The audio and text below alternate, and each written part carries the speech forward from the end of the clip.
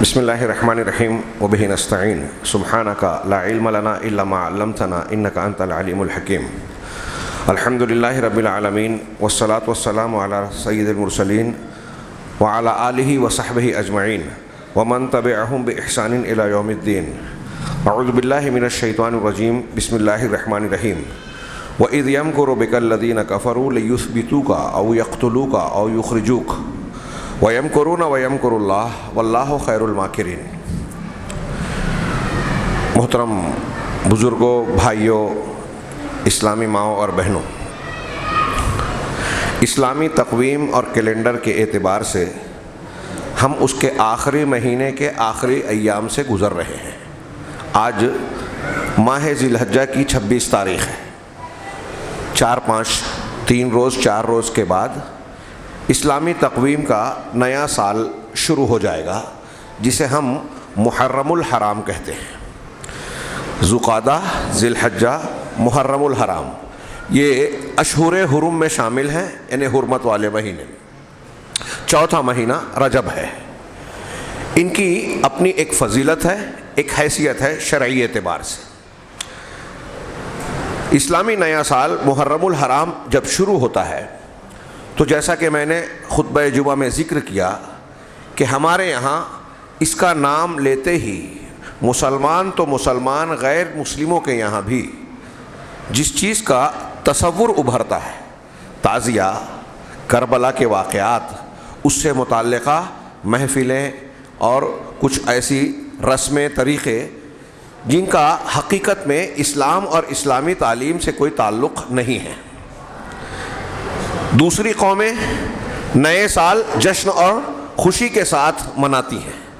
مسلمان کربلا اور کربلا کے واقعات کے حوالے سے ماتم اور نوحے کے ساتھ نئے سال کی شروعات کرتے ہیں، حالانکہ یہ اسلام نہیں ہے۔ نیا سال جب شروع ہو تو ہمیں کن چیزوں کا تذکرہ کرنا چاہیے؟ محرم کی 10 تاریخ، جس کو عاشورہ کہتے ہیں، عاشورہ عشر سے بنا ہے، 10ویں تاریخ کو عاشورہ کہا جاتا ہے۔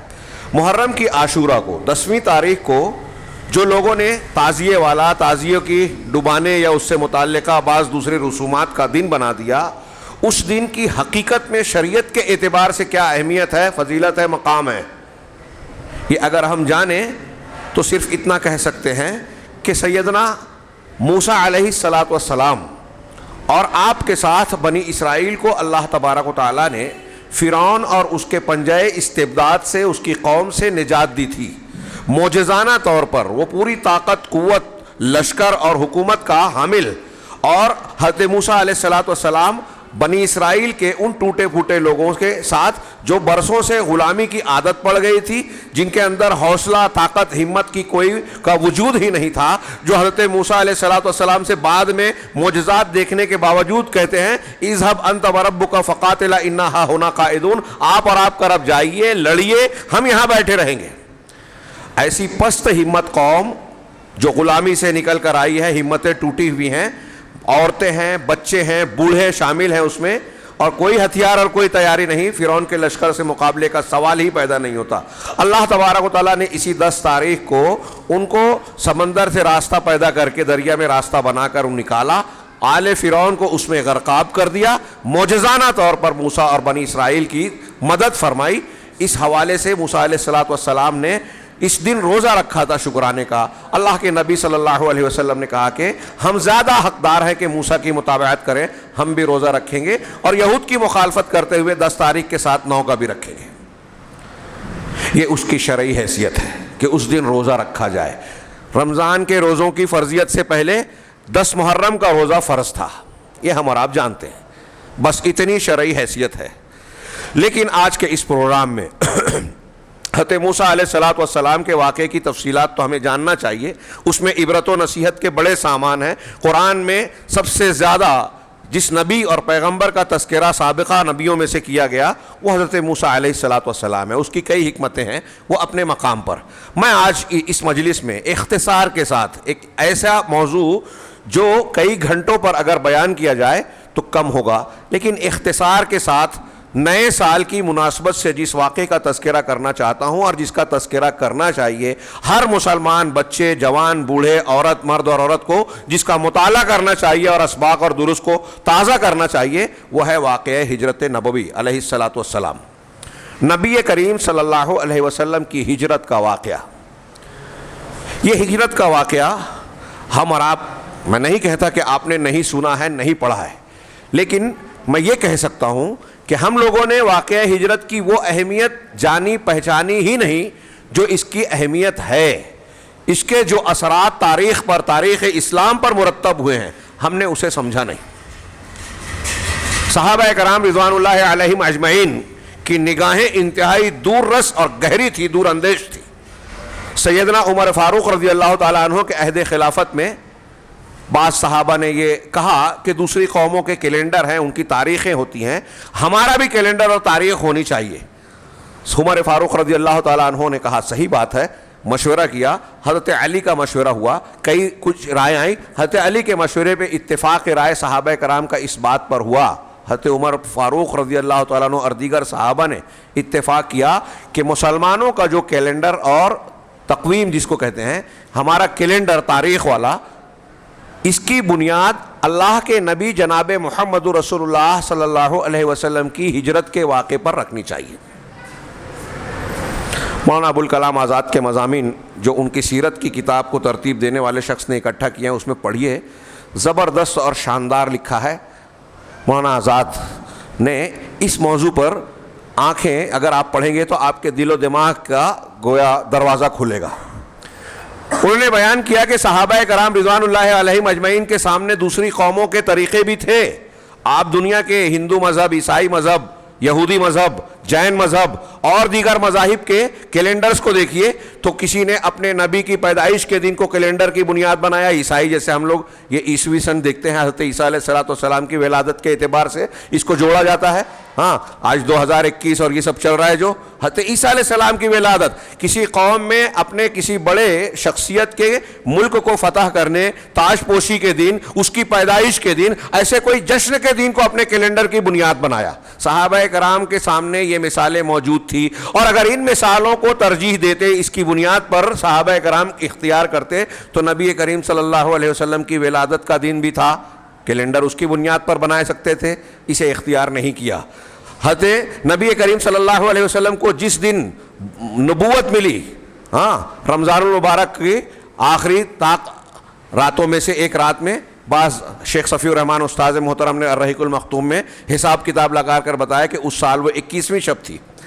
تو اس شب کو جب آپ کو نبوت ملی، آپ پر قرآن کی پہلی وحی نازل کی حضرت جبریل علیہ السلام نے لا کر پہنچائی، اس دن کا بھی ایک خاص معاملہ ہو سکتا تھا۔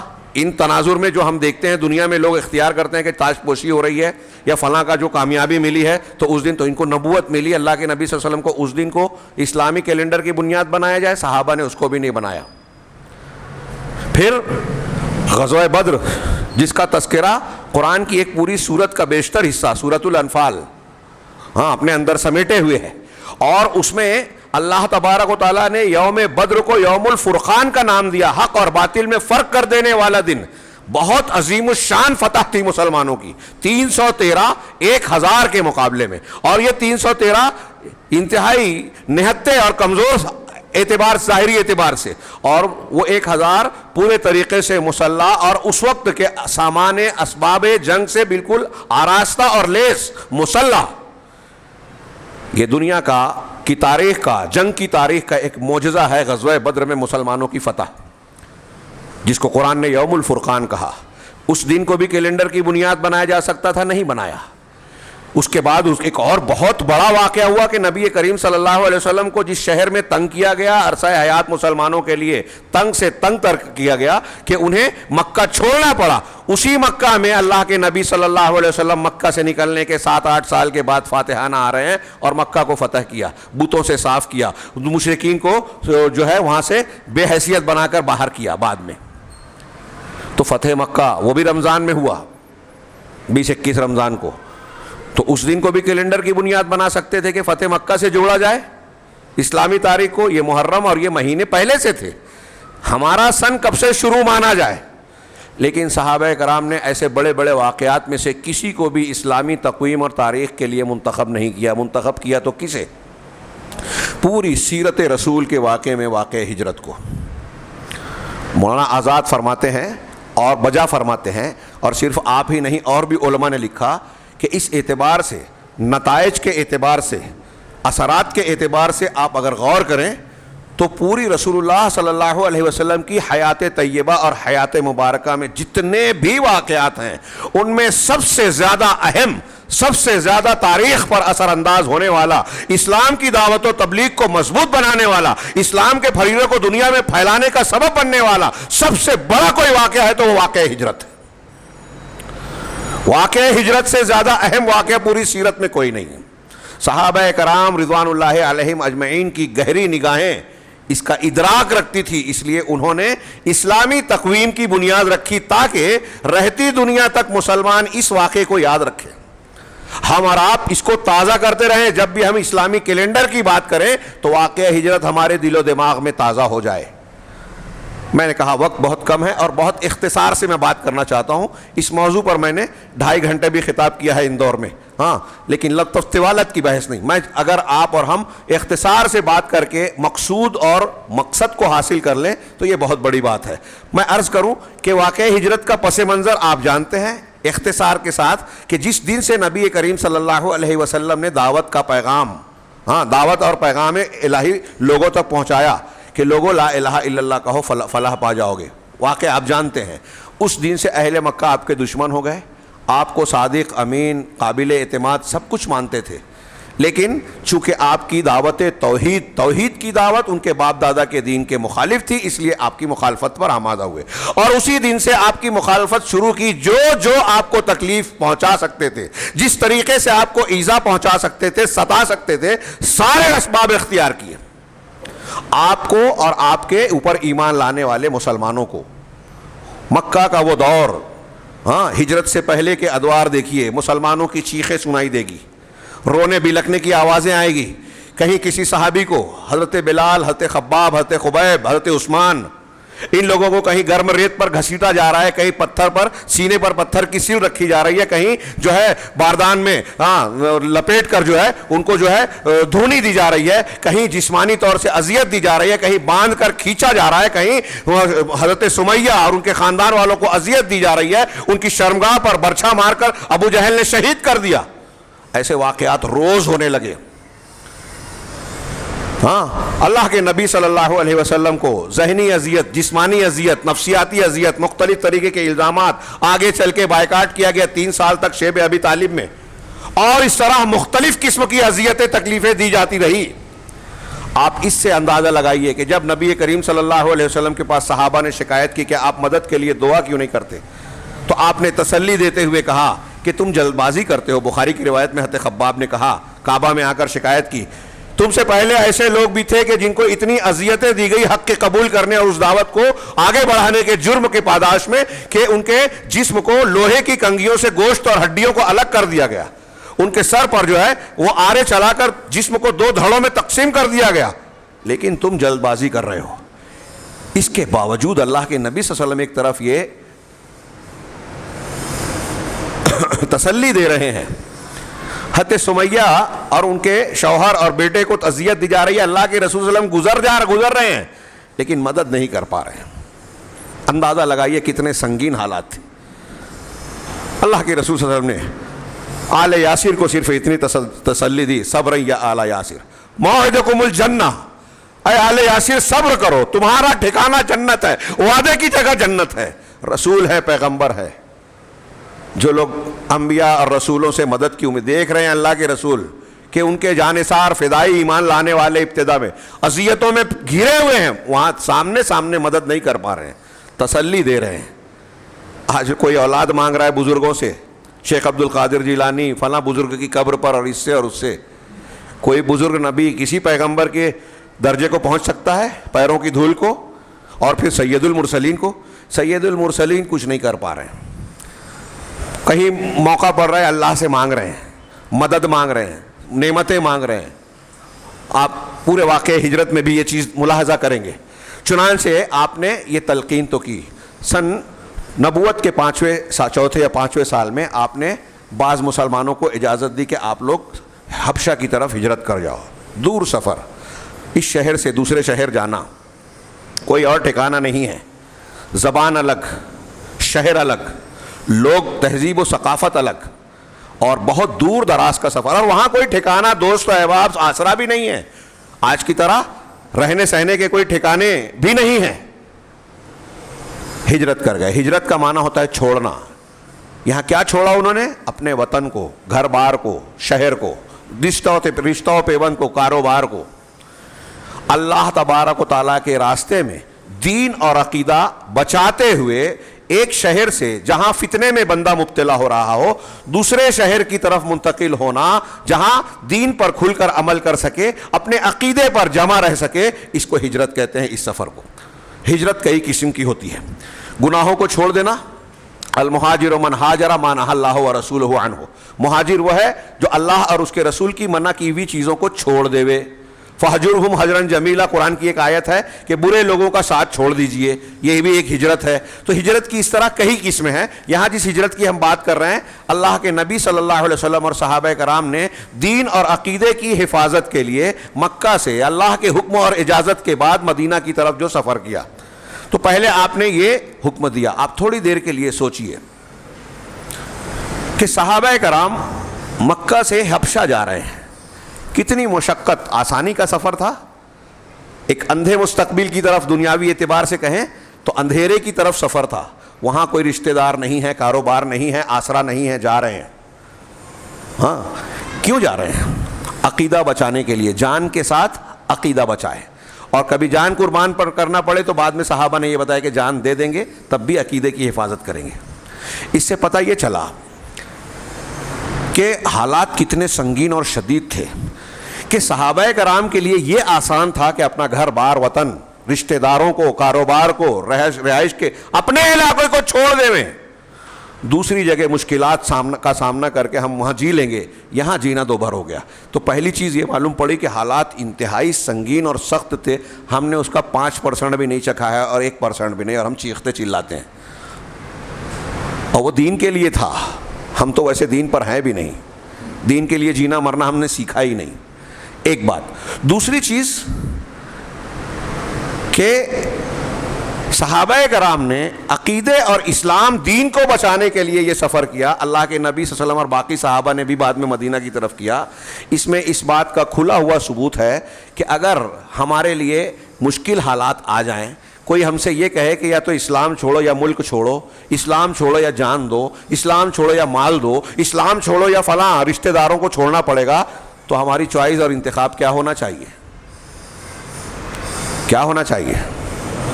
سب چھوڑ دیں گے, اسلام نہیں چھوڑیں گے. اس سے اسلام اور عقیدے کی قیمت پتہ چلتی ہے. اور آج ہمارا سماج اور معاشرہ ایسا ہے کہ ہم 2 ٹکوں میں دنیا کی معمولی قیمت کے عوض میں اپنے ایمان کو, اپنے ضمیر کو بیچتے ہیں. ہماری بچیاں غیر مسلموں کے یہاں جا رہی ہیں, اور ان کو اس اسلام کی قیمت ہم نے خود نہیں جانی تو ان کو کیا بتائیں گے؟ ایک مسلمان کٹنا مرنا گوارا کرے گا. عبداللہ بن حذافہ کا واقعہ پڑھیے, رونے لگے تھے جب رومی بادشاہ نے ان کو کہا کھولتے ٹیل میں ڈال دوں گا جیسے اس آدمی کو ڈالا ہے. رونے لگے تو سمجھا ڈر گئے. کہا رو رہے ہو ٹھیک ہے, ابھی بھی آ جاؤ, میں تم کو پیشکش دینے کے, اپنے آدھی سلطنت دینے کو تیار ہوں. تو کہا میں اس لیے نہیں رو رہا ہوں کہ مر رہا ہوں, جان جا رہی ہے, اس لیے رو رہا ہوں کہ اللہ نے مجھے ایک ہی جان کیوں تھی, اللہ کے راستے میں قربان ہونے کے لیے. کہیں جانے دیتا, جتنی بھی دیتا سب قربان کر دیتا, ایک جان ہوتی تو. یہی بات حضرت خباب نے مکہ والوں سے کہی تھی. 2 رکعت جلدی سے نماز پڑھی, رونے لگے. تب ان سے لوگوں نے پوچھا کیوں رو رہے ہو, واپس آنا چاہتے ہو کیا ہمارے دین میں؟ کہا غلط فہمی کے شکار ہو. کسی نے کہا کہ کیا تم کو یہ اچھا لگتا ہے کہ تمہاری جان بچ جائے اور محمد کو آپ کی جگہ سولی دے دی جائے؟ کہا کیا کہا؟ میرے بال میں جان آ جائے سب قربان کر دوں گا, اور یہ گوارا نہیں کروں گا کہ محمد رسول اللہ صلی اللہ علیہ وسلم کے پیر میں کانٹا چبھے. یہ تھی ان کی محبت. دین اور عقیدے سے لگاؤ. دین کی قیمت وہ پہچانتے تھے کہ سب قربان ہو جائے چلے گا, عقیدہ نہ قربان ہو. آج ہمارے یہاں اس عقیدے کو سیکھنے کا ہمارے پاس وقت نہیں ہے. اپنے بچوں کو یہ بتانے کے لیے اس کی اہمیت کا احساس ہی نہیں ہے. ہندوستان پاکستان میں ہم دیکھتے ہیں کہ عقیدہ انتہائی غیر اہم ہے، اور عقیدے میں بہت ساری ایسی چیزوں کی ملاوٹ ہے جو اسلامی عقیدہ نہیں ہے، جو ہمارے عقیدے کو خراب کرتی ہیں۔ میں آگے بڑھتا ہوں، وقت اختصار کے ساتھ مجھے بات کرنی ہے۔ اللہ کے نبی صلی اللہ علیہ وسلم نے پہلے وہاں اجازت دی، پھر اس کے بعد جب مسلمان کچھ اور بڑھے اور زیادہ تر اس میں کمزور لوگ ہی تھے، تو کفار مکہ کی اذیت رسانی، ان کا ستانا، تکلیف دینا شدید سے شدید تر ہوتا چلا گیا۔ بالآخر اللہ تبارک و تعالیٰ کی جانب سے ہجرت کی اجازت اور حکم ملا۔ اللہ کے نبی صلی اللہ علیہ وسلم نے ہجرت کی اجازت دی، لیکن اس ہجرت کی اجازت سے پہلے بہت غور سے سنیے، اللہ کے نبی جناب محمد رسول اللہ صلی اللہ علیہ وسلم نے دار ہجرت کا انتظام کیا، حبشہ کو نہیں، کیونکہ وہاں اگر اس کو مقام بناتے تو بڑا مسئلہ پیش آتا، اسلامی دعوت کی کامیابی کے امکانات کم ہوتے یا کمزور ہو جاتے۔ مکہ سے مدینہ والا زبان ایک تھی، تہذیب و ثقافت میں وہاں گھلنا ملنا مسلمانوں کے لیے آسان تھا، اور کئی حکمتیں ہیں کہ کیوں اللہ کے رسول صلی اللہ علیہ وسلم نے مدینہ ہی کو ہجرت کا گھر بنایا۔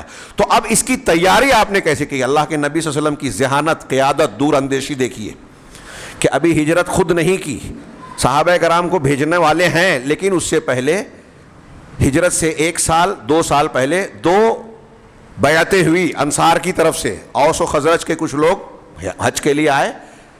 حج کے ایام میں مینا کی گھاٹیوں میں رات کی تاریکی میں اللہ کے رسول صلی اللہ علیہ وسلم نے ان کو دعوت دی، تفصیل میں نہیں جاتا، پہلے 6 لوگ آئے، پھر 12 لوگ آئے، پھر اس کے بعد جو ہے تیسرے سال میں جو ہے 72-75 لوگ آئے، جس میں 2-3 خواتین بھی تھے۔ خواتین کا حصہ آپ کو ہر جگہ ملے گا اسلامی تاریخ میں۔ ان لوگوں نے اللہ کے نبی صلی اللہ علیہ وسلم کے ہاتھ پر بیعت کی اور آپ کو اپنے یہاں دعوت دی کہ آپ ہمارے یہاں آ جائے۔ کب تک ہم آپس میں بات کی کہ اللہ کے پیغمبر کو اس طرح سے مکہ کی وادیوں میں اور ان کے دشمنوں کے بیچ میں خطرات سے گھرا ہوا چھوڑے رکھیں گے؟ اللہ کے رسول آپ ہمارے یہاں آئے، ہم اپنی اولاد سے، اپنی جان و مال سے بڑھ کر آپ کی حفاظت کریں گے۔ وہاں بیعت لی گئی۔ کسی نے روکا، ارے تم ایسا کر رہے ہو؟ حضرت عباس جو اس وقت مشرک تھے وہ بھی شریک ہوئے اس خفیہ معاہدے میں۔ اس سے لوگوں نے استدلال کیا کہ اگر کوئی غیر مسلم ہے لیکن اعتماد کے لائق ہے تو اس کو رازدار بنایا جا سکتا ہے حکمت و مصلحت کے تحت۔ بہرحال لوگوں نے کہا کہ اگر تم محمد صلی اللہ علیہ وسلم کو اپنے یہاں پناہ دو گے، ساتھ دو گے، تو عرب اور عجم کی تلواریں تمہارے خلاف بے نیام ہوں گی۔ انصار کے لوگوں نے پوچھا اللہ کے رسول وہ چھوڑیے، یہ بتائیے کہ ہم آپ کا ساتھ دیں گے، اپنے وعدے کو پورا کریں گے تو ہمیں کیا ملے گا؟ آپ نے لمبی چوڑی تقریر نہیں کی، ایک لفظ کہا، جنت، الجنہ۔ انصار نے کہا ہاتھ بڑھائیے، ہم پوری دنیا سے لڑنے کے لیے تیار ہیں۔ یہ چھوٹی بات نہیں تھی اس ماحول میں۔ سابقون الاولون صحابہ کرام کا مقام اسی طرح بلند نہیں ہے، اور آج ہمارے یہاں ان پر لوگ تنقید کرتے ہیں، ان کو برا بھلا بولتے ہیں، ان کی شان میں گستاخیاں کرتے ہیں۔ جو دین کے لیے پسینہ بہانے کی قوت نہیں رکھتے وہ خون بہانے والوں پر اعتراض کرتے ہیں۔ پوری دنیا نچھاور کر دی، اپنے بدن پر، جسموں پر جس طریقے سے اللہ کے رسول صلی اللہ علیہ وسلم کی طرف آنے والے تیر اور کمانوں کو اور حملوں کو اپنے اوپر لینے کی کوشش کرتے تھے، دین کے لیے سب کچھ قربان، ہم اس کا تصور نہیں کر سکتے۔ بقول مولانا آزاد، سابقون الاولون نے جنگ بدر اور جنگ احد کے میدانوں میں دیکھیے کہ جس طرح ان صحابہ کرام نے ہنستے مسکراتے موت کا استقبال کیا، دنیا کا کوئی انسان آرام دہ بستر پر اس طریقے سے موت کو گلے نہیں لگاتا۔ بات آگے بڑھی، اللہ کے نبی صلی اللہ علیہ وسلم نے ان صحابہ کرام کو اجازت دی۔ آہستہ آہستہ صحابہ کرام اب مدینہ کی، میں اس سے پہلے یہ بتا رہا تھا کہ آپ نے مدینہ کو مرکز بنایا تو اس کے لیے انتظام کیا کیا؟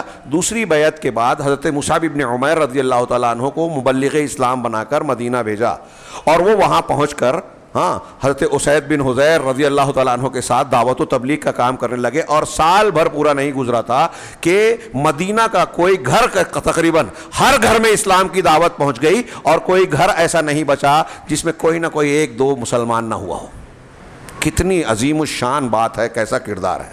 حضرت مصعب بن عمیر رضی اللہ, وہاں مدینہ میں جو ہے ایک بڑی تعداد مسلمان. اب دیکھیے کہ یہ مدینہ مسلمانوں کا, اسلام کا مرکز بننے جا رہا ہے, دار الہجرت بننے جا رہا ہے. یہ دار الہجرت بننا ایک جگہ سے دوسری جگہ صرف نقل مکانی نہیں تھی.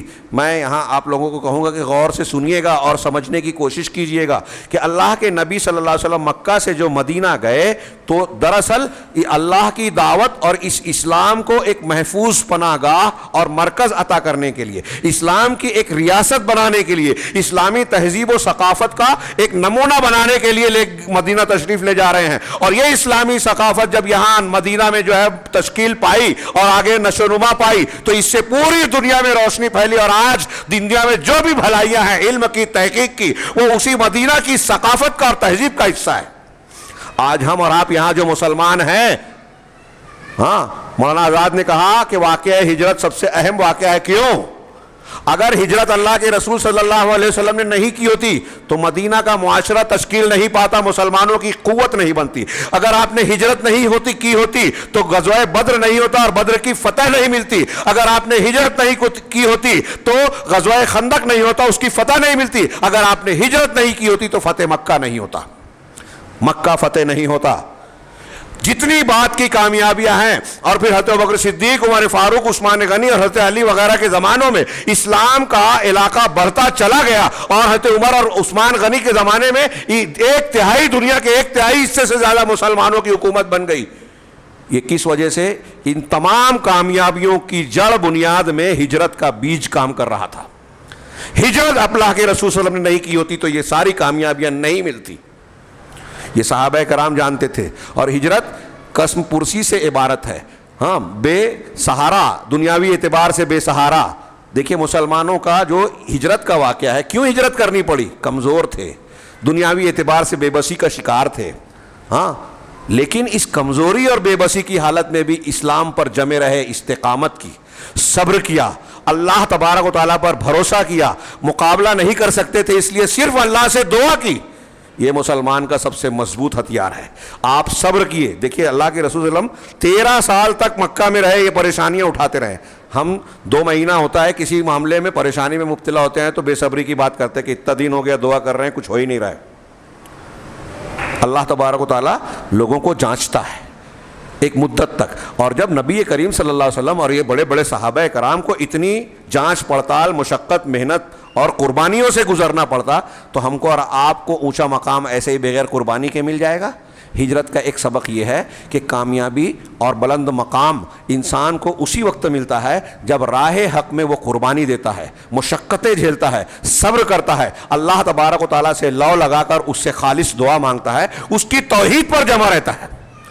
تو ہجرت سبق دیتی ہے ہم کو دنیا کے ہر معاملے میں, ہر امتحان میں اللہ پر اعتماد کریں, بھروسہ کریں, اسی سے مانگیں, توحید پر جمے رہیں. دنیا کی کتنی بھی بڑی طاقت ہمارے خلاف ہو جائے, کوئی حکومت آ جائے, اگر ہم توحید و توکل پر قائم ہیں, توکل اللہ ہمارے اندر ہے, تو یہ ممکن نہیں ہے کہ اللہ ہم کو ضائع کر دے, ممکن نہیں ہے کہ ہم رسوائی کا شکار ہوں. اللہ تبارک و تعالیٰ نے کس طریقے سے مدد فرمائی. ہاں, یہ ہجرت کے ذریعے سے جو مرکز تشکیل پایا اس کا میں تذکرہ کر رہا ہوں.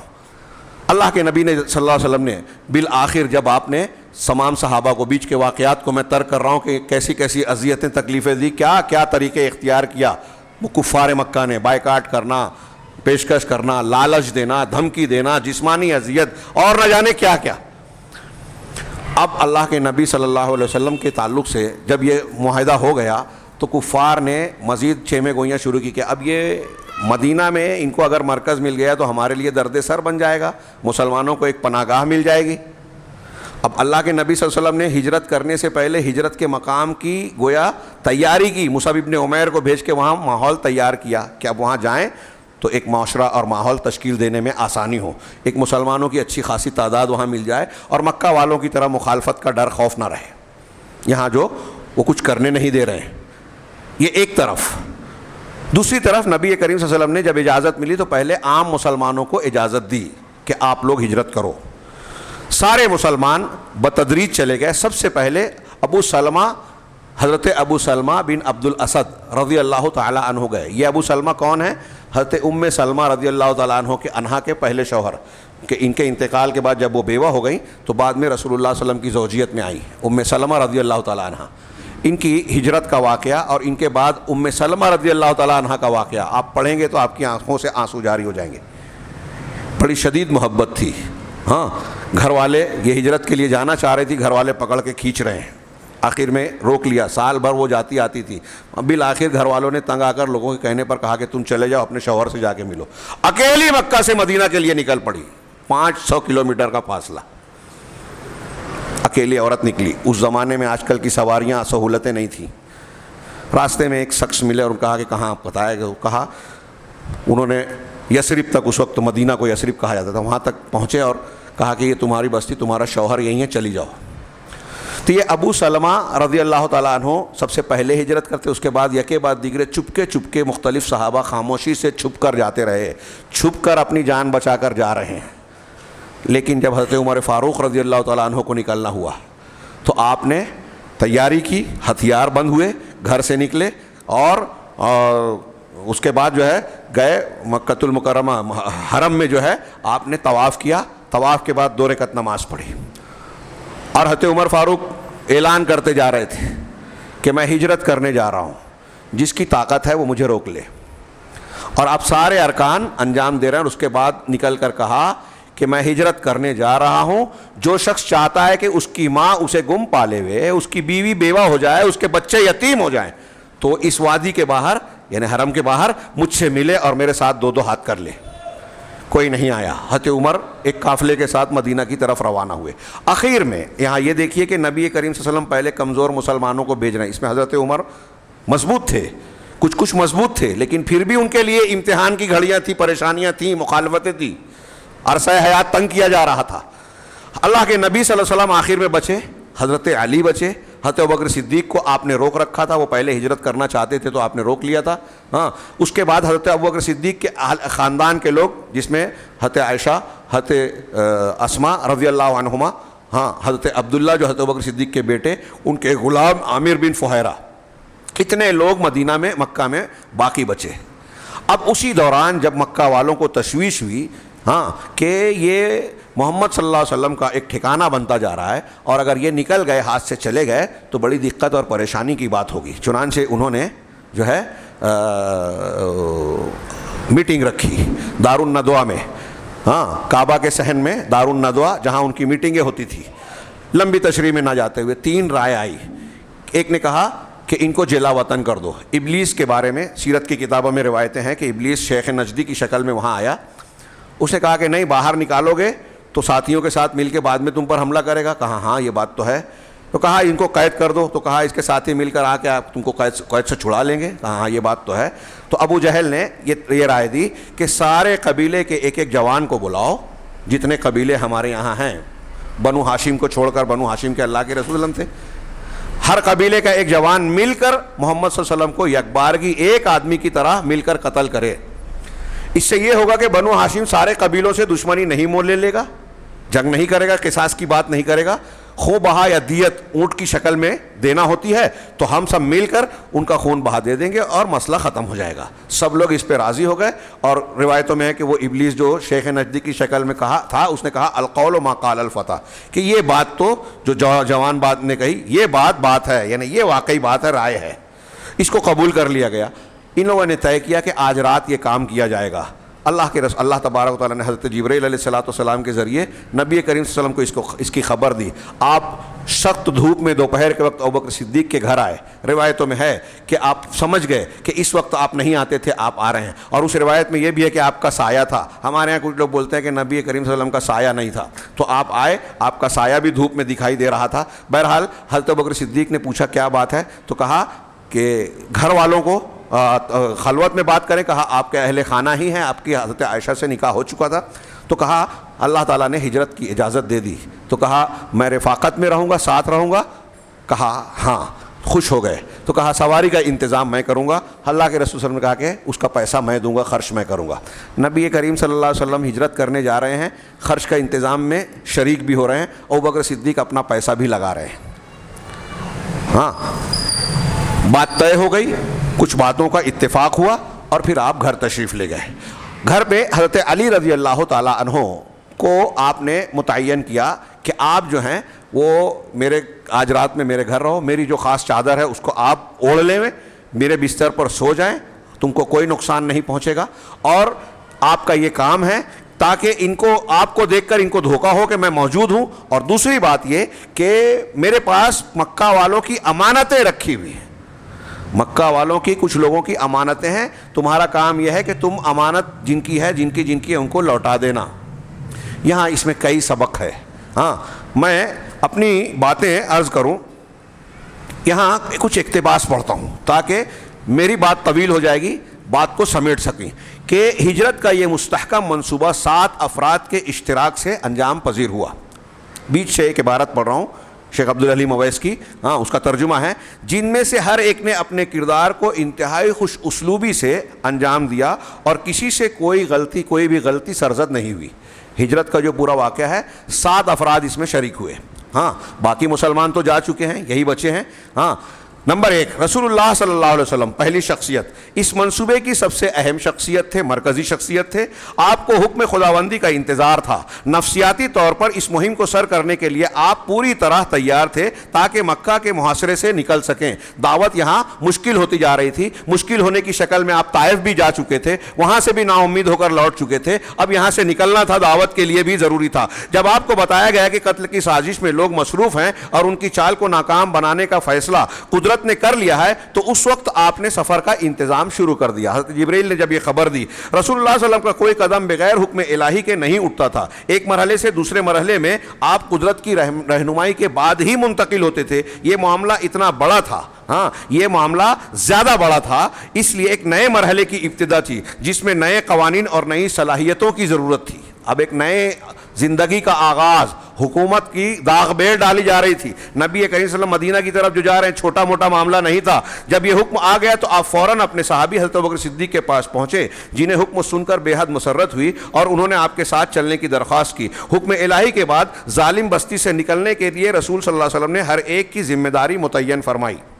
بہت غور سے, کہ دیکھیے یہاں میں عرض کروں گا, آپ ان واقعات کو سننے کے ساتھ ساتھ تھوڑی دیر کے لیے غور کیجئے کہ اللہ تبارک و تعالیٰ نے اللہ کے نبی صلی اللہ علیہ وسلم کو ایک رات میں مکہ سے حضرت جبرائیل کے ساتھ براق پر بیٹھا کر بیت المقدس تک لے گیا, فلسطین, اور پھر وہاں سے آسمان کی سیر کرایا ایک ہی رات میں. 7 آسمان کی سیر, جنت و جہنم کا نظارہ کرنے کے بعد آپ واپس تشریف لے آئے. لہٰذا اگر اللہ تبارک و تعالیٰ چاہتا تو کیا حضرت جبرائیل کو بھیج کر مکہ سے مدینہ آپ کو نہیں پہنچا سکتا تھا؟ ایسا نہیں کیا. کیوں؟ اس لیے کہ ہم کو اور آپ کو درس دینا تھا, سبق دینا تھا, نمونہ پیش کرنا تھا. اس میں کئی دروس ہیں, کئی سبق ہیں. اللہ کے نبی صلی اللہ علیہ وسلم ابوبکر صدیق سے کہہ رہے ہیں, ان لوگوں کو رازدار بنایا. مطلب کوئی ایسی مہم ہو تو اپنے اعتماد کے لوگوں کو رازدار بنا کر پروگرامنگ کرنی چاہیے, اور ہر ایک کو ایمانداری سے اپنی اپنی ذمہ داری نبھانا چاہیے, بکنا نہیں چاہیے, ٹوٹنا نہیں چاہیے. اس دوران ابو جہل نے ابوبکر صدیق کے گھر جا کر سوال کیا حضرت اسما سے, تمہارے ابو کہاں ہیں؟ کہا نہیں جانتی. اس نے زور سے تماچا مارا, شدید جو ہے ضرب لگائی, لیکن پھر بھی انہوں نے سچ نہیں بتایا. اللہ کے نبی صلی اللہ علیہ وسلم ابوبکر صدیق رضی اللہ تعالیٰ عنہ کی حفاظت کے لیے. ایک مسلمان ایسا ہوتا ہے دین کے حق میں, ایمان کے معاملے میں. ہمارے یہاں چھوٹی چھوٹی باتوں پہ ہم لوگوں کا راز افشا کرتے ہیں, انانیت کی بنیاد پر, دنیا کے فائدے کی بنیاد پر, مفاد پرستی کی بنیاد پر قوم و ملت کے مفادات کو لوگ بیچ رہے ہیں. خیر, آگے بڑھتے ہیں. دوسرا درجہ, یہ اللہ کے نبی صلی اللہ علیہ وسلم کی شخصیت کا معاملہ ہے. دوسرا درجہ حضرت ابوبکر صدیق کا تھا. ان پر ساتھ رہنے اور توشہ و سواری کے بندوبست کرنے کی ذمہ داری تھی. اس میں خود رسول صلی اللہ علیہ وسلم کا بھی حصہ تھا. اللہ کے رسول صلی اللہ علیہ وسلم بھی خرچ کر رہے ہیں, ابوبکر صدیق بھی خرچ کر رہے ہیں. دین کا کام کرنے کے لیے ہم خود بھی شریک ہوں, یہ سبق ملتا ہے. حضرت ابوبکر صدیق کے ذمہ دوسرے لوگوں سے متعلق بھی بعض کام تھے. اب یہاں یہ جو کتاب ہمارے سامنے ہے, اس میں شیخ نے صرف اتنا ہی ذکر کیا, یہ ہلکا اور مختصر تبصرہ کیا. آپ پورے سفر ہجرت میں سیدنا ابوبکر صدیق اور ان کے خاندان کی قربانی, حصے داری پر غور کیجیے. سامان کا انتظام کر رہے ہیں. اللہ کے رسول صلی اللہ علیہ وسلم نے آپ کو رفاقت کے لیے منتخب کیا. معلوم یہ ہوا کہ اللہ کے رسول صلی اللہ علیہ وسلم کے سب سے اور پہلے سے روک رکھا تھا ابوبکر صدیق کو کہ میں ساتھ، جب ہجرت میں کروں گا تو آپ ساتھ ہوں گے. اس سے سیدنا ابوبکر صدیق کا مقام رسالت، صاحب رسالت کے نزدیک معلوم پڑتا ہے. آگے ہم پڑھیں گے حضرت علی نے بستر رسول شب ہجرت سنبھالا. چھوٹی بات نہیں تھی، بہت بہادری کی بات تھی. نوجوان تھے اور اسی کی بنیاد پر روافظ کہتے ہیں کہ حضرت علی کا درجہ سب سے اونچا، کہ دیکھو شب ہجرت خطرے کے مقام پر حضرت علی کو چھوڑ کر اعتماد کے ساتھ اللہ کے رسول جا رہے ہیں. علامہ احسان علی ظہیر نے جواب دیا رحمہ اللہ کہ صاحب بستر کو سنبھالنے سے علی کا مقام بہت بلند ہوا، یہ بالکل صحیح ہے، لیکن بستر والا جس کے ساتھ ہے اس کا مقام کیا ہے؟ سیدنا ابوبکر صدیق رضی اللہ. اور اس پورے سفر ہجرت میں سیدنا ابوبکر صدیق کی فدائیت، اللہ کے رسول صلی اللہ علیہ وسلم سے محبت، اپنے آپ پر آپ کو ترجیح دینے، اپنے آپ کو قربان کرنے کا جو جذبہ دکھائی دیا وہ پوری تاریخ میں نہیں ملے گا. بخاری وغیرہ کی روایت میں دیکھیے اس واقعے کی تفصیل. افسوس کے وقت نہیں ہے.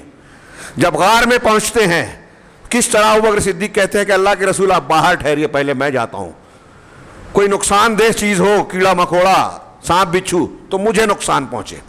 صفائی کی، دیواروں کو صاف کیا، سوراخوں کو بند کیا، ایک سوراخ میں اپنی انگلی ڈال دی اور اس کے بعد کہا اللہ کے رسول تشریف لائیے.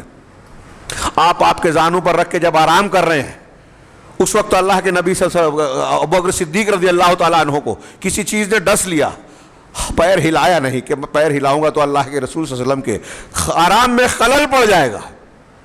یہ تھے ابوبکر صدیق. لیکن آنکھ صبر نہیں کر سکی، آنسو بہہ پڑے، ٹپک کر نبی پاک صلی اللہ علیہ وسلم کے رخسار مبارک پر گر گئے. اللہ کے رسول نے آنکھ کھولی، پوچھا کیا بات ہے ابوبکر، آنسو کیوں ٹپک رہے ہیں؟ کہا کسی چیز نے ڈس لیا اللہ کے رسول. آپ نے اپنا لعاب اس زخم پر لگا دیا.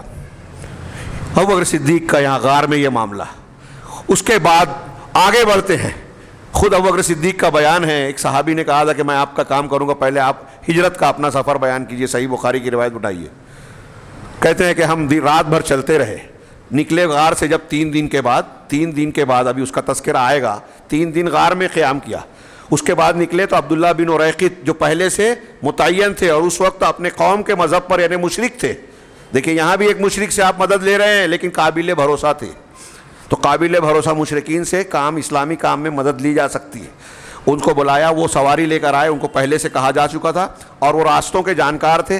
مکہ سے مدینہ جانے کا جو معروف راستہ تھا اس کی بجائے پہلے یمن کی طرف گئے، پھر یمن کی طرف سے ساحل بحر سمندر ساحل کی طرف مڑے اور پھر وہاں سے آگے بڑھ کے پھر شمال کی طرف یعنی مدینہ کے راستے پر آئے اور معروف راستے سے ہٹ کر وہ راستے سے مدینہ کی طرف لے گئے. ابوبکر صدیق کہتے ہیں کہ رات بھر ہم چلے، اس کے بعد دوپہر ہو گئی، دن میں بھی چلتے رہے، دوپہر ہوئی، تیز دھوپ ہو گئی تو ایک چٹان کے پاس دیکھا کہ تھوڑا سا سایہ ہے. ہم وہاں پہنچے. میں نے چٹان کے سائے کے حصے کو صاف کیا، چمڑی ایک چرمی جو ہے وہ چیز بچھائی اور اللہ کے رسول وسلم سے کہا کہ آرام فرمائیے. اور ابھی میں اٹھ کر دیکھنے لگا کہ سامنے سے ایک چرواہا نظر آیا اور وہ بھی ہمارے چٹان کی طرف آ رہا تھا. وہ بھی چٹان سے وہی چاہتا تھا جو ہم چاہتے تھے یعنی سایہ. قریب آیا تو میں نے اس کو پہچان لیا. پوچھا کہ تم کس کے مالک اور نام و تعارف ہوا. اس کے بعد کہا کہ بکریوں میں کوئی دودھ دینے والی ہے. کہا ہاں ہے. کہا آپ تمہاری اجازت ہے؟ کہا ہاں. کسی کی چیز کا استعمال کرنے سے پہلے اجازت لیا جائے. تو انہوں نے ایک تھن سے دودھ نکالا اور ایک چرمی لوٹا تھا اس میں بھر لیا اور اس کو رکھ لیا. جب نبی کریم صلی اللہ علیہ وسلم کچھ دیر بعد بیدار ہوئے، اٹھایا نہیں، آرام کرنے دیا. آپ جب بیدار ہوئے تو پوچھا کہ کیا کوچ کا وقت نہیں ہے؟ کہا اللہ کے رسول ہاں، لیکن آپ پہلے دودھ نوش فرمائیے. کہا میں نے اوپر سے ٹھنڈا پانی ڈالا، دودھ ذرا ٹھنڈا ہو گیا اور آپ کو دیا کہ اللہ کے رسول نوش فرمائیے. یہاں جملہ دیکھیے، بخاری کی روایت میں یہ الفاظ ہیں ابوبکر صدیق کے، فشربا حتی رضیت. اللہ کے رسول صلی اللہ علیہ وسلم نے دودھ نوش فرمایا، دودھ پیا یہاں تک کہ میں خوش ہو گیا. محبت کی انتہا دیکھیے. ابوبکر صدیق بھی سفر میں ساتھ ہیں، جاگے ہیں، بھوکے ہیں، لیکن نبی صلی اللہ علیہ وسلم کے محبت کا یہ عالم ہے کہ آپ نے دودھ پیا، مجھے آرام، خوشی مل گئی، میں خوش ہو گیا. آپ کے پینے سے مجھے خوشی ہو رہی ہے. یہ محبت کی انتہا. اس کے بعد سفر میں جا رہے ہیں تو کبھی حضرت ابوبکر صدیق روایتوں میں آگے ہوتے, کبھی پیچھے, کبھی دائیں کبھی بائیں. اللہ کے رسول صلی اللہ علیہ وسلم نے وجہ پوچھی کہ آگے پیچھے کیوں ہو رہا ہے ابوبکر؟ کہا اللہ کے رسول مجھے جب یہ خیال آتا ہے کہ آگے کوئی دشمن چھپا ہوگا حملہ کر دے گا تو میں آگے آ جاتا ہوں. جب یہ خیال آتا ہے کہ پیچھے سے کوئی تعاقب کرتا ہوا حملہ کر دے گا تو میں پیچھے آ جاتا ہوں. یہی سوچ کر دائیں بائیں آتا ہوں, اس لیے کہ اللہ کے رسول آپ دعوت کے مرکز ہیں. اگر مجھے نقصان ہوا تو میں ایک عام آدمی ہوں, آپ کا نقصان ہوا تو اسلام کی دعوت کا نقصان ہے. یہ فدائیت تھی ابوبکر صدیق کی. یہ پورے سفر میں سیدنا ابوبکر صدیق کا کردار انہوں نے جو ذکر کیا اس کا میں تھوڑا سا خاکہ پیش کر رہا تھا. تیسرے شخصیت جو تھی وہ حضرت علی رضی اللہ تعالیٰ عنہ کی ہے. حضرت علی کا تیسرا درجہ تھا جن کے ذمے دو گناہ کام تھا. ایک یہ کہ رسول اللہ صلی اللہ علیہ وسلم کے بستر پر سو کر مشرکین کو تاریکی میں رکھیں, اندھیرے میں رکھیں, ان کو لگے کہ اللہ کے رسول صلی اللہ علیہ وسلم گھر ہی میں ہیں. دوم یہ کہ لوگوں کی امانتیں واپس لوٹا دیں, کیونکہ اصول و اقدار کی دعوت دینے والے نبی کے لیے کسی طرح یہ مناسب نہیں کہ سخت ترین حالت میں بھی کوئی ایسا کام کرے جس سے کسی کو کوئی اعتراض ہو. دیکھیے کون سے حالات تھے, تھوڑی دیر کے لیے یہاں جتنے بیٹھے ہیں غور کریں. ایک آدمی سے آپ کا لینا دینا ہے, جھگڑا ہو گیا, آپ کو کسی کو کچھ پیسے دینے ہیں, کوئی سامان آپ نے خریدا ہے, آپ کا جھگڑا ہو گیا مارکیٹ میں, گھر میں, سماج میں. تو جھگڑے کے بعد کیا کہتے ہیں؟ نہیں دیتا تیرا پیسہ, جا کیا کرنا ہے کر لے, پولیس میں جانا ہے, کورٹ میں جانا ہے, یہ کر لے وہ کر لے. ہمارے یہاں لوگ کس طرح کہہ دیتے ہیں. یہ ایک مسلمان کیسے کہہ سکتا ہے؟ اگر وہ محمد رسول اللہ صلی اللہ علیہ وسلم کی امت کا اور آپ کی تابعداری کا اور محبت کا دعویٰ کرتا ہے, یہ کوئی مسلمان نہیں کرے گا اور نہیں کرنا چاہیے. جس وقت کفار مکہ 12-14 قبیلے کے نوجوان, ہر قبیلے کا ایک ایک آدمی تلوار, ننگی تلوار لے کر, جس میں ابو جہل بھی شامل ہے, اللہ کے رسول صلی اللہ علیہ وسلم کے گھر کے باہر کھڑا ہوا ہے. آپ حضرت علی کو امانتیں دے رہے ہیں کہ یہ دیکھو مکہ کے فلاں فلاں فلاں آدمی کی امانت ہے, لوٹا دینا. ہمارا پیغمبر وہ ہے جس کا ہم نام لیتے ہیں, جن کو آج لوگ الزام لگاتے ہیں نا. اللہ کی قسم میں اکثر کہتا ہوں, اگر اللہ کے نبی صلی اللہ علیہ وسلم کے یہ اخلاق ہم نے قبول کر لیے تو پولیس والے, اخبار والے, حکومت کے لوگ, اگر کوئی کسی نے کہا بھی کہ مسلمان نے دھوکہ دیا, دہشت گردی اور انتہا پسندی اختیار, تو وہ کہیں گے کہ نہیں, مسلمان تو بہت اچھے ہوتے ہیں, امانت دار ہوتے ہیں, کسی کے ساتھ دھوکہ فریب بے ایمانی کر ہی نہیں سکتے. لیکن کیا آج ہماری یہ چھبی, یہ امیج, ہماری یہ حیثیت غیر مسلموں میں ہے؟ نہیں ہے. کیوں؟ اس لیے کہ ہم نے جناب محمد رسول اللہ صلی اللہ علیہ وسلم کے ان واقعات کو کہانی کی طرح سنا, قصوں کی طرح سنا. اسے آپ کا اسوہ, آپ کی سنت سمجھ کر اپنی زندگی میں اختیار نہیں کیا. امانت دار بن جائیں. یہ نبی کریم صلی اللہ علیہ وسلم کو دیکھیے کہ ایسے سنگین حالات میں جو لوگ قتل کرنے آئے ہیں, جنہوں نے قتل کا منصوبہ بنایا, ان کی امانتیں لوٹا رہے ہیں. اور یہی وجہ ہے کہ پوری اسلامی تاریخ میں جناب محمد رسول اللہ صلی اللہ علیہ وسلم کی شخصیت پر کوئی شخص کیچڑ اچال نہیں سکتا کہ آپ نے جھوٹ بولا ہو, آپ نے کسی کی امانت میں خیانت کی ہو. اور جو انسانوں کی امانت میں خیانت نہیں کر سکتا, نہیں کیا, دشمنوں کے بھی حق کو ادا کیا, جس نے, جو قتل کرنے والے ہیں ان کے حق کو ادا کر رہا ہے, وہ اللہ کے دین کے سلسلے میں جھوٹ بول کر لوگوں کو دھوکہ دے سکتا ہے کیا؟ یہ آپ کی نبوت اور شان نبوت کی ایک شاندار دلیل اور عظمت کا نشان بھی ہے. آگے بڑھتے ہیں. حضرت علی رضی اللہ تعالیٰ عنہ کے بارے میں یہ کہہ رہے ہیں امانتیں, کیونکہ اصول و اقدار کا تقاضا یہی تھا کہ یہ امانتیں لوٹائی جائیں, ہاں, اور جس کا جو حق ہے اس کو ادا کیا جائے, کسی کو اعتراض کی گنجائش نہ رہے. ہاں, اور آپ ہجرت کے موقع پر گھر سے سورہ یاسین کی ابتدائی آیتیں پڑھ کر نکلے, ان کے اوپر خاک ڈالتے ہوئے جنہوں نے گھیرا ڈال رکھا تھا. اللہ تعالیٰ نے ان کی آنکھوں کو اندھا کر دیا. ابھی ہم آگے پڑھیں گے کہ اللہ تعالیٰ نے کہاں کہاں مدد کی ہجرت کے سفر میں. نمبر 4, عبداللہ بن ابو بکر کی ذمہ داری یہ تھی, اس پلان میں, اس راز میں جو شریک لوگ تھے اس میں حضرت بکر صدیق رضی اللہ تعالیٰ عنہ کے بیٹے عبداللہ بھی تھے.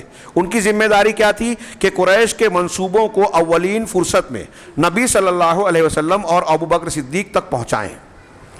پہلی فرصت میں جو خبریں ہیں, جو ان لوگوں نے طے کیا ہے, 100 اونٹ کا انعام رکھ دیا کہ جو ان دونوں کو یا دونوں میں سے کسی ایک کو لائے گا تو ایک آدمی پر 100 اونٹ کا انعام دیں گے, زندہ لائے یا مردہ لائے. اس کے لیے وہ لوگ دوڑ دھوپ مچانے لگے. ہاں, کیا کیا پلان بن رہا ہے, کیسے کیسے ڈھونڈا جا رہا ہے, یہ خبریں عبداللہ بن ابو بکر صدیق رضی اللہ تعالیٰ عنہما لیتے اور رات کے تاریکی میں جا کر غار میں دونوں کو خبریں دیتے. دیکھیے کیسی پلاننگ چل رہی ہے, منصوبہ بندی چل رہی ہے, باریکی سے کام ہو رہا ہے. ہاں, تو یہ پہنچاتے تھے خبریں. پانچواں عامر بن فہیرہ جو حضرت ابوبکر صدیق کے غلام تھے اور آپ ہی کی دعوت سے مسلمان بھی ہوئے تھے، کے ذمے دو کام تھے.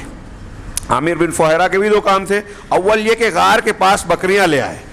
ہاں بکریاں چراتے چراتے شام کو وہاں پہنچ جاتے تھے. ہاں رسول اللہ صلی اللہ علیہ وسلم، اب اس کا دو مقصد ہوتا تھا کہ ایک تو یہ کہ بکریاں لے گئے ہیں تو اللہ کے نبی جناب محمد رسول اللہ صلی اللہ علیہ وسلم اور سیدنا ابوبکر صدیق بکری کا دودھ نوش فرما لیں. یہاں پی لے کہتے ہیں، آپ کے لیے بھی میں نے یہ استعمال کیا، لیکن اردو لکھنؤ والے جو ہیں وہ بچوں کے لیے دودھ پینا استعمال کرتے ہیں اور بڑوں کے لیے دودھ استعمال کرنا کہتے ہیں.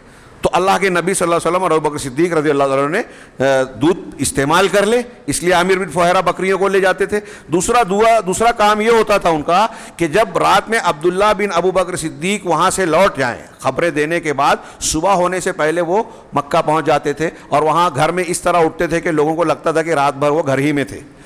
تو وہ جب واپس جاتے تھے تو ان کے جو قدموں کے نشان بنتے، بکریوں کا ریوڑ اسی پر لے جاتے تاکہ ان کے قدموں کے نشان مٹ جائیں. کتنی باریکی سے پروگرامنگ ہو رہی ہے، منصوبہ بندی ہو رہی ہے. کوئی کام اگر ہم کو کامیابی حاصل کرنا ہے نا تو ایسے منصوبہ اور تخطیط کرنی چاہیے. ہاں منصوبہ بندی، پلاننگ، جس کو پلاننگ کہتے ہیں انگریزی میں. تو کہا کہ ایک تو دوم یہ کہ بکریوں سے عبداللہ کے قدموں کے نشانات مٹا دیں جو قریش کی خبریں لے کر آیا کرتے تھے. نمبر 6 چھٹا کردار حضرت اسما جن کو ذات النطاقین کہا گیا.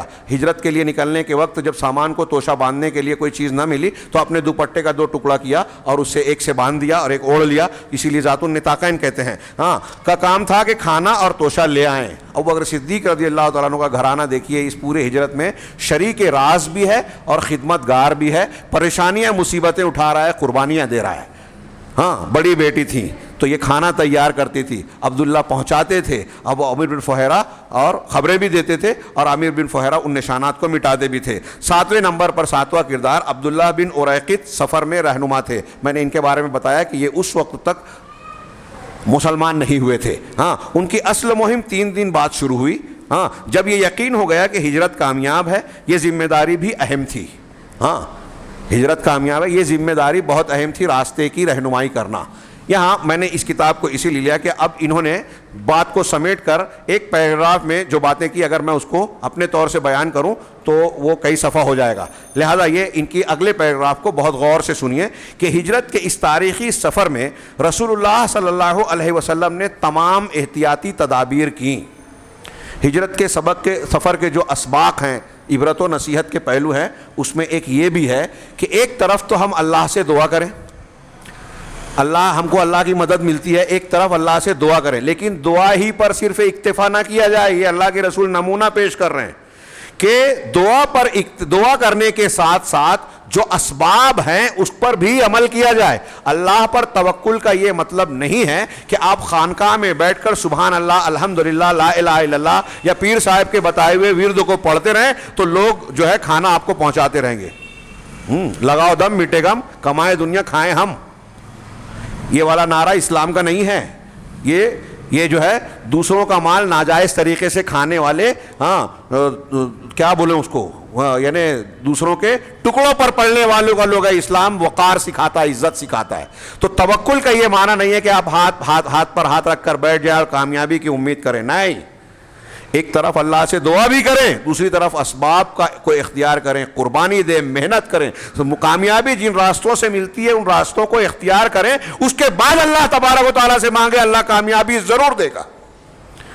یہ نبی کریم صلی اللہ علیہ وسلم نے اسباب کو اختیار کیا. یہ بہت لطیف بات ہے، اہم بات ہے. ہاں ہمارے ہاں کچھ لوگ یہ سمجھتے نہیں، صوفیہ نے توکل کا معنی یہ دے دیا کہ ہم بس اللہ اللہ کرتے رہیں، اسباب نہیں. یہ نبی کریم صلی اللہ علیہ وسلم توکل کرنے والوں میں آپ کے درجے کو کوئی نہیں پہنچ سکتا. اعظم المتوکلین ہیں آپ، سب سے بڑے توکل کرنے والے. لیکن آپ نے جنگی لباس بھی پہنا، مقابلہ بھی کیا، ہجرت بھی کی، پریشانیاں اٹھائی، دقتیں جھیلی، مصیبتوں پریشانیوں کا سامنا کیا. گہد میں آپ کے دندان مبارک شہید ہوئے، آپ کے گھٹنے جو ہے وہ ٹوٹ گئے، آپ کا چہرہ خون آلود ہو گیا، آپ پر جادو کیا گیا. یہ مشقتیں، تکلیفیں، پریشانیاں اٹھائی. یہ توحید کی دلیلیں ہیں کہ آپ اللہ نہیں ہیں، اللہ کی خصوصیات صفات آپ کے اندر نہیں ہیں. آپ بھی انسان تھے، ہمارے لیے نمونہ ہے. اور ہم کو دکھ رہا ہے کہ جب آپ یہ مشقتیں اٹھا رہے ہیں، اسباب اختیار کر رہے ہیں، تو دنیا میں کامیابی کے لیے ہم کو بھی محنت کرنا پڑے گی، اسباب اختیار کرنا پڑیں گے اور قربانیاں دے کر اللہ سے دعا مانگنی. یہ نبی کا طریقہ. آگے والا پیراگراف میں جو کہہ رہا تھا غور سے سنیں. ہجرت کے اس تاریخی سفر میں کریں جو آپ نے احتیاطی تدابیر کی اور جو طریقے اختیار کیے, حضرت علی کو بستر پر سلایا. یہ دیکھیں بستر پر سلا کے دیکھنے والوں کو جو اندر جھانک رہے تھے ان کو لگتا تھا کہ ہاں سوئے ہوئے ہیں, محمد صلی اللہ علیہ وسلم گھر میں موجود ہیں, جبکہ آپ نکل چکے تھے. بستر پر سلایا. بکریوں سے قدم کے نشانات مٹائے. حضرت ابوبکر صدیق کے گھر کے پچھلے راستے سے نکلے. تدبیر دیکھیے سب کر رہے ہیں. ہمارے یہاں جب لوگ جذباتی ہوتے ہیں تو الٹی سیدھی حرکتیں کرتے ہیں. یہ نبی کریم صلی اللہ علیہ وسلم نمونہ پیش کر رہے ہیں. حضرت عمر اعلان کر کے نکلے تھے نا, اللہ کے رسول صلی اللہ علیہ وسلم حضرت عمر سے زیادہ بہادر تھے. بات کے واقعات سے بالکل صاف ہے, آپ سے زیادہ شجاع کوئی نہیں, بہادر, لیکن آپ چپکے سے جا رہے ہیں. کیوں؟ یہ نمونہ اور مثال ہمارے سامنے بیان کر رہے ہیں کہ کوئی کام کرنا ہے تو کتنی حکمت سے کرنا چاہیے, منصوبہ بندی سے کرنا چاہیے, پلاننگ سے کرنا چاہیے. تو آپ پیچھے کے راستے سے جا رہے ہیں, نئے راستے سے چلنے کے لیے رہنما مقرر کیا. مدینہ کا عام راستہ چھوڑ کر دوسرے راستے سے جانا ہے تو اس کے لیے رہنما. اب رہنما مسلمان نہیں مل رہا ہے تو غیر مسلم کو لیا جو قابل اعتماد تھا, بکنے والا نہیں تھا, جس پر بھروسہ کیا جا سکتا تھا. قریش کی سازشوں سے واقفیت کا انتظام کیا کہ قریش کی خبریں ملتی رہیں. قریش کو مایوس کرنے کے لیے 3 دن تک غار میں قیام فرمایا. 3 دن تک غار میں کیوں ٹھہرے رہے؟ ایک تو یہ کہ خبریں ملتی رہے, دوسرے یہ کہ 3 دن تک جب قریش مکہ نامراد ہو جائیں گے کہ ان کو کہیں ملے نہیں تو اب وہ سوچیں گے کہ اب تو 3 دن گزر گئے, اب کہاں سے کہاں نکل گئے ہوں گے, اب ہمارے ہاتھ نہیں آئیں گے. تو ان کو نا امید کرنے کے لیے 3 دن تک وہاں قیام کیا تاکہ قریش مایوس ہو جائیں. یہ دیکھیے حکمت, مصلحت, سوچ, دور اندیشی. یہ تمام تدابیر آپ نے اللہ تبارک و تعالیٰ کے حکم سے اختیار کی. اللہ تعالیٰ کی تمام تر ذمہ داری و حفاظت کے باوجود ان وسائل کو برتنے میں آپ نے کوئی تعامل نہیں فرمایا کیونکہ اس میں کوئی تضاد نہیں ہے. اللہ پر یہ دیکھیے وہی جو میں نے سمجھایا, یہ اس کو ادبی انداز میں کہہ رہے ہیں کہ توکل بھی ہو اور اسباب کو اختیار کرنا. ایک صاحب نے بڑا اچھا جملہ لکھا دوسری کتاب میں کہ توکل کا مقام دل ہے, دل میں اللہ کا بھروسہ ہے, اور اعضاء تدابیر کا مقام اعضاء و جوارح ہے. ظاہر میں ہم کو تدابیر اختیار کرنا ہے, دل کے اندر اللہ پہ بھروسہ کر کے دعا مانگنی ہے. دونوں چیزیں ساتھ ساتھ, دونوں میں سے ایک رہے گی ایک نہیں رہے گی تو کام نہیں چلے گا. آگے بڑھتے ہیں. احتیاط و بچاؤ کے مادی اسباب کے ساتھ ساتھ اللہ تعالیٰ کی عنایت نے دونوں مہاجرین کی نگہداشت کی. ایک طرف تدابیر جو ممکن تھا اللہ کے نبی صلی اللہ علیہ وسلم نے وہ طریقہ اختیار کیا, حکمتیں اختیار کی. دوسری طرف اللہ تعالیٰ کی مدد بھی ساتھ ساتھ چلتی رہی. یہی رعایت کامیابی کا ستون تھی. اللہ تبارک و تعالیٰ کی حفاظت اصل ہے, بنیاد ہے, جڑ ہے. اگر کچھ نہ ہو تب بھی اللہ کی مدد ہی کام کرے گی, لیکن اللہ تعالیٰ اسباب کو اختیار کرنے کی تعلیم. دیکھیے حضرت موسیٰ علیہ السلام جب دریا پار کرنے والے تھے, راستہ بنانا تھا, تو اللہ تعالیٰ یوں ہی کہہ دیتا کہ دریا کو ہم پھاڑ رہے ہیں, اور دریا کا دو حصہ ہٹ جاتا اور راستہ بن جاتا. لیکن اللہ نے کہا اضرب بعصاک الحجر. موسیٰ علیہ السلام سے کہا کہ اپنی لاٹھی کو پانی پر ماریے, قرآن میں ہے, اپنی لاٹھی کو پانی پر ماریے. اس سے بعض علماء مفسرین نے یہ سبق بھی نکالا کئی سبق کے ساتھ میں کہ دیکھیے حضرت موسیٰ علیہ السلام اس کے علاوہ اور کچھ نہیں کر سکتے تھے اس وقت. تو ایک آدمی جتنا کر سکتا ہے اللہ تعالیٰ نے اتنا کرنے کا حکم دیا کہ تم اپنی محنت بھی کرو, مدد اللہ کا, نتیجہ اللہ کی طرف سے آئے گا. حضرت مریم علیہ السلام حمل کی حالت میں جب درد ذہ اور زچگی کا وقت آیا تو کھجور کے ایک درخت کے پاس گئے, سورہ مریم میں ہے, تو اللہ تعالیٰ نے کہا وَهُزِّي إِلَيْكَ بِجِذْعِ النَّخْلِ تُسَاقِطْ إِلَيْكَ رَطَبًا جَنِيًّا, کہ اپنی طرف کھجور کے اس درخت کو ہلائیے, اس سے تازہ کھجوروں کے رطب کھجوریں تمہارے سامنے گرے گی. اب سوچئے کہ جب اللہ تعالیٰ حضرت مریم کو کھلانا ہی چاہتا تھا اور کھجور کے درخت تک پہنچا ہی دیا تھا تو پھل بھی گرا سکتا تھا, لیکن کہا کہ تم درخت کو ہلاؤ, جتنا تم کر سکتے ہو اتنا کرو. تو ہماری طرف سے جو ہم کر سکتے ہیں وہ کرنا چاہیے, نتیجہ اللہ سے مانگنا چاہیے, دل میں اللہ پر بھروسہ ہو, زبان پر دعا ہو, اور اعضاء و جوارح سے تدبیر اور عمل اور دانش مندی کا اختیار کرنا ہو. تو یہی کہا کہ اگرچہ اللہ کی مدد ہی کامیابی کا ستون ہے لیکن ساتھ ہی اسباب کی رعایت بھی ضروری تھی. اللہ تعالیٰ کی عنایت کا ظہور درج ذیل مواقع پر ہوا. یہ آخری حصہ میں پیش کر رہا ہوں اس کتاب کے حوالے سے کہ پورے ہجرت کے سفر میں اللہ تعالیٰ کی مدد کہاں کہاں آئی, بالکل کھلے طور پہ. تو کہا رسول اللہ صلی اللہ علیہ وسلم جب گھر سے نکلے تو قریش کے جوان دروازے پر کھڑے تھے. قریش کے جوان دروازے پر کھڑے تھے ہاں، لیکن اللہ تعالیٰ نے ان پر نیند طاری کر دی. سوچئے 14 لوگ کھڑے ہیں کہ اس گھر کے صاحب مکان کو ہم قتل کرنے آئے، اور وہی جب ان کے سامنے سے نکل رہے ہیں تو ان کی آنکھیں بند ہو گئی، نیند طاری ہو گئی، آنکھیں اندھی ہو گئی. ہاں، رسول اللہ صلی اللہ علیہ وسلم ان کے سروں پر مٹی ڈالنے کے بعد سورہ یاسین کی ابتدائی آیات تلاوت کرتے ہوئے باہر نکل گئے. یہ اللہ تعالیٰ نے ان کو اندھا کیا نا، نہیں دیکھنے دیا، بیچ سے نکل رہے ہیں، مٹی ڈال کے جا رہے ہیں. بعد میں کافی دیر کے بعد ایک آدمی نے کس کے لیے کھڑے ہوگا محمد، کہا وہ تو تمہارے سروں پر جو ہے خاک ڈال کے چلے گئے، جھاڑا تو واقعی مٹی تھی. یہ اللہ کی مدد، یہ ہمارے لیے سبق ہے. کسی بھی طاقت سے، دنیا کی کسی طاقت سے جو اسلام اور مسلمانوں کی دشمن ہے، ڈرنے کی ضرورت نہیں ہے. اگر ہمارا تعلق اللہ سے ہے، دین کے لیے جینا مرنے کا سلیقہ ہمیں آتا ہے، اللہ پر بھروسہ ہے، توحید ہے، ایمان ہے، اور اللہ سے دعا کر رہے ہیں اور دین پر جمے ہوئے ہیں، تو ناممکن ہے کہ اللہ چھوڑ دے. موسیٰ علیہ السلام کو راستہ دیا، ابراہیم علیہ السلام کو آگ کو ٹھنڈا کر کے اس کو جو ہے محفوظ رکھا حضرت ابراہیم کو. اللہ کے نبی صلی اللہ علیہ وسلم کو شب ہجرت جو ہے لوگوں کے بیچ سے نکال رہا ہے. تو کیا وہ ہمیں اور آپ کو نہیں بچا سکتا؟ کھلا سبق ہے، بہت اہم سبق ہے. اس سبق کی آج ہم کو بہت ضرورت ہے. آگے بڑھیں. دوسری، یہ ایک پہلا مقام. دوسرا، غار میں آپ کے قیام کے دوران مشرکین ڈھونڈتے ہوئے ایسی جگہ پہنچ گئے تھے کہ اگر نیچے نظر ڈالیں تو آپ دیکھ لیں گے. بخاری کی روایت میں ابوبکر صدیق کہتے ہیں کہ لوگ اتنے قریب آ گئے کہ مجھے ڈر محسوس ہوا، اور میں نے رسول اللہ صلی اللہ علیہ وسلم سے کہا کہ اللہ کے رسول، اگر انہوں نے اپنے پیروں کی طرف دیکھا تو ہمارے اوپر نظر پڑ جائے گی. تو نبی کریم صلی اللہ علیہ وسلم نے کہا کہ ما ظنک یا ابا بکر باثنین اللہ ثالثہما، اے ابو بکر ان دو کے بارے میں تمہارا کیا خیال ہے جن کا تیسرا اللہ ہے؟ لا تحزن ان اللہ معنا. یہ جملہ اللہ تعالیٰ نے قرآن میں سورہ توبہ میں نقل کیا کہ اگر تم لوگ ان کا ساتھ نہیں دیتے تو کوئی بات نہیں. ہاں، اللہ تبارک و تعالیٰ نے اپنے ان کی مدد کی جب وہ اپنے ساتھی کے ساتھ غار میں تھے. اذ قال لصاحبہ لا تحزن ان اللہ معنا، جب انہوں نے اپنے ساتھی سے کہا کہ ڈرو نہیں، غم نہ کرو، اللہ ہمارے ساتھ ہے. اب اللہ ہمارے ساتھ ہے کا مطلب کیا؟ ہمارے ہاں صوفی لوگ اور گمراہ عقیدے والے لوگ کہتے ہیں اللہ کی ذات ہمارے ساتھ ہے. نہیں، اللہ کی مدد ہمارے ساتھ ہے، اللہ کی نصرت ہمارے ساتھ ہے. اللہ اپنی ذات کے ساتھ عرش پر مستوی ہے. اس کی بہت سی دلیلیں ہیں، یہ عقیدے کا ایک مسئلہ، پھر کبھی اس کی تفصیل.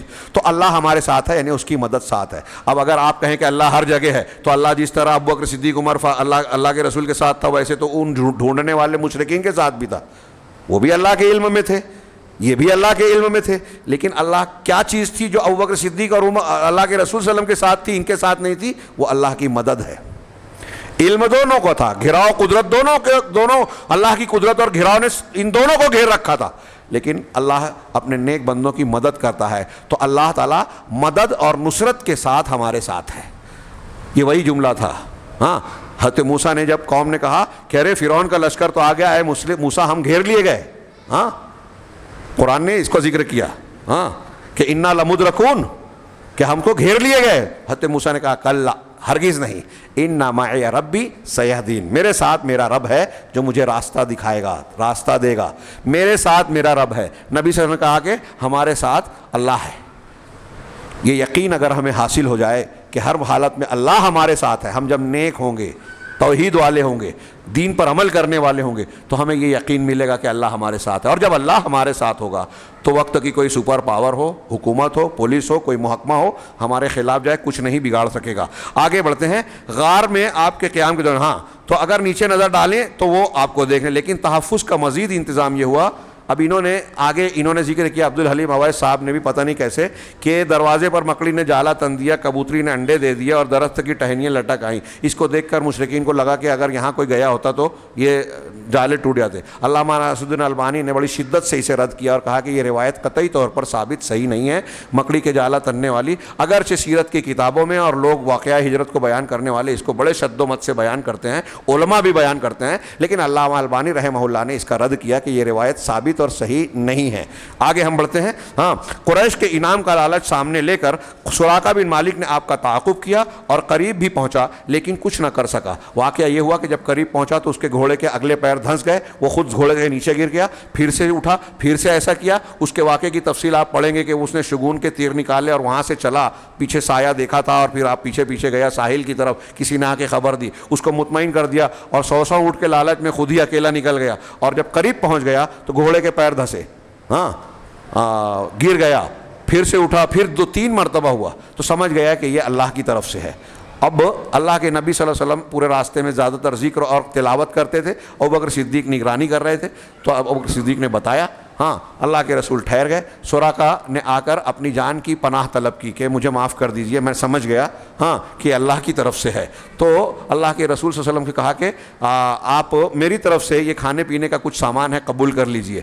آپ نے کہا کہ نہیں, ہمیں نہیں چاہیے, آپ رکھ لو. تو کہا پھر میرے لیے کیا حکم ہے؟ کہا کوئی راستے میں ملے تو اسے ہمارے بارے میں اطلاع نہیں دینا. تو سراقہ کہا کہ ٹھیک ہے. اب راستے میں کوئی ملتا تو کہا کہ آگے تک میں دیکھ کے آیا ہوں, کوئی موجود نہیں ہے, کچھ بھی نہیں ہے, مجھے بھی ایسا لگا تھا, لیکن میں گیا ہوں, میں نے چیک کیا تو وہ نہیں ہے, کوئی دوسرے ہیں. تو لوگوں نے کہا کہ دیکھیے انعام کے لالچ میں پکڑنے کے لیے آیا تھا اور پھر تھوڑی دیر کے بعد محافظ بن کر واپس لوٹا. اور بھی کچھ صحابہ کرام راستے میں ملے, ایمان قبول کیا. 40 صحابہ کرام کا ایک قافلہ ملا, حضرت برا وغیرہ کے, یہ برا بن عازب یا کون سے صحابی تھے. اور پھر آپ جب آگے بڑھے تو یہاں اس کا تذکرہ نہیں ہے. ہاں اس میں سراقہ کے بارے میں کچھ روایتیں یہ بھی ہے کہ آپ نے ان کے بارے میں پیشن گوئی تھی کہ کسریٰ کے کنگن تیرے ہاتھ میں ہوں گے. ہاں ان روایتوں پہ کچھ لوگوں نے کلام بھی کیا ہے, لیکن کہتے ہیں کہ حضرت عمر فاروق کے زمانے میں جب قیصر و کسریٰ کے خزانے آئے مال غنیمت میں تو ان کو پہنائے گئے. اس ایک جملے کو اگر یہ روایت درست ہو تو سوچئے اللہ کے رسول صلی اللہ علیہ وسلم ابھی خود ہجرت کر رہے ہیں, ابھی خود بے گھر ہو رہے ہیں, اپنا شہر چھوڑنے پہ مجبور ہیں, انتہائی کمزوری کی حالت میں ہیں, اور کیا پیشین گوئی کر رہے ہیں کہ یعنی کسریٰ فتح ہوگا, مسلمان فتح کریں گے, پھر یہ سراقہ اس وقت تک زندہ رہیں گے, مسلمان ہو جائیں گے, ہاں اور پھر ان کو یہ انعام ملے گا. اس میں کئی باتیں آ گئی. نبی کی پیشین گوئی ایسی ہی ہوتی ہے, اور پیشین گوئیاں نبی کی نبوت کی صداقت کی دلیل ہوتی ہے کہ یہ اللہ کی طرف سے خبر دی, کوئی انسان ایسا نہیں جا سکتا. پھر یہی سراقہ آپ کا محافظ بن گیا اور قریش کو تلاش کی راہ سے بھٹکا دیا. اتنا انہوں نے تذکرہ کیا. اس کے علاوہ بھی جو ہے ہم اور بھی کچھ ہجرت کے سفر میں پاتے ہیں سبق اور دروس. اس میں سے ایک یہ کہ جب اللہ کے رسول صلی اللہ علیہ وسلم مدینہ سے قریب پہنچے تو معبد کے گھر پہنچے. ایک نحیف قسم کی بکری تھی, ریوڑ کی بکریاں چلی گئی تھی. آپ وہاں پہنچے, آپ نے وہاں روک کر پوچھا کہ کیا کوئی بکری دودھ والی ہے؟ کہا یہ کمزور لاگر ہے, ریوڑ کے ساتھ جا نہیں سکتی تھی, اسی لیے یہاں رک گئی. تو کہا میں اس کا دودھ دیکھوں گا, دودھ ہوتا گھر میں تو کیا ہے یہ اس بکری کو بھی پلا دیتی. کہا اچھا کیا میں اس کا دونوں کا دیکھو, اس کا تھن یہ تو خود کمزور ہے.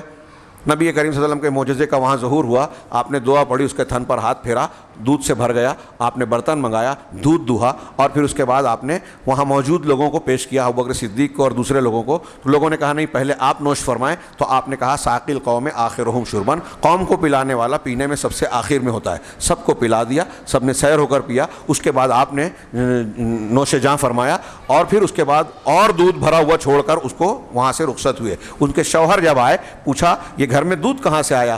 ساری بکریاں تو میرے ساتھ تھی اور یہ تو بہت لاغر تھی. تو کہا ایک عجیب و غریب آدمی آیا اور اس کے برکت سے اللہ تعالیٰ نے یہ دودھ دیا. کہا اس کے بارے میں بیان کرو. معبد نے اللہ کے رسول صلی اللہ علیہ وسلم کی شخصیت کا جو نقشہ کھینچا وہ سیرت کی کتابوں میں ایک نمونے کے طور پر ہے کہ نہ بہت طویل ہے, نہ قصیر تھے, خوبصورت, جاذب نظر, آپ کا رنگ ایسا, آپ کے بال ایسے, آپ کا قد ایسا, بات بہت سنجیدگی سے کرتے, اور جب کوئی بات کہتے ٹھہر کر کہتے, اور ان کے ساتھ میں لوگ ان کی بات کو ماننے کے لیے بالکل بےتاب ہوتے. اس طرح کا نقشہ کھینچا کہ وہ سننے کے بعد ابو معبد ان کے شوہر نے کہا کہ یہ تو وہی صاحب قریش ہے جن کے پکڑنے کے لیے 100 اونٹ کا انعام ہے, میں ان سے ملوں گا. مطلب بعد میں یہ لوگ مسلمان بھی ہو گئے. تو وہ واقعہ بھی ہوا. پھر آپ قبا پہنچے. 10 دن کا مکہ سے چھوڑنے کے بعد, 10 دن کے سفر کے بعد آپ مکہ پہنچے. ربیع الاول کا مہینہ تھا, 8 ربیع الاول, اور یہ 10 دن کا سفر آپ نے قبا میں زیادہ مشہور روایت کے مطابق 4 دن قیام کیا. اس 4 دن کے قیام میں بھی قبا کی بستی میں آپ نے مسجد تعمیر کی, اسلام کی پہلی مسجد حرم کے بعد.